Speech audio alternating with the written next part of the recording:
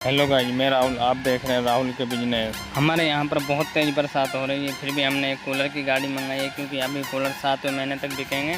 तो ये आप देख पा रहे हैं, जैसे कूलर के छोटे छोटे पार्ट हैं, जैसे कि आप देख पा रहे हैं ये जाली है जो इसने पकड़ रखी है। और यहाँ पर काफ़ी क्वान्टिटी में हम कूलर मंगाते हैं, हमारा होलसेल का काम है। और यहाँ पर काफ़ी माल हमारा भरा हुआ है, संदूक, टंकी, अलमारी, कूलर, फर्नीचर, बेड वगैरह सारी चीज़ें रखते हैं।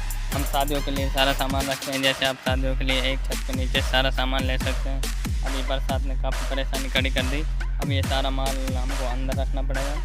बाकी आपको हमारी वीडियो अच्छी लगती है तो वीडियो लाइक करें, शेयर करें, सब्सक्राइब। हमने हमारे चैनल पर करीब 400 वीडियो बना रखी है और सभी तरह की जानकारी दे रखी है, जैसे लोहे के पलंग कैसे बुने जाते हैं, हमने बेड हो गया, गद्दे, कुर्सी वगैरह सारी चीज़ों की डीपली नॉलेज बता रखी है। आप चैनल को सब्सक्राइब ज़रूर करें और हम आपके लिए ऐसी इंटरेस्टिंग वीडियो लाते रहते हैं। बाकी आगे आप व्यू का मज़ा लीजिए ठंडा मौसम में।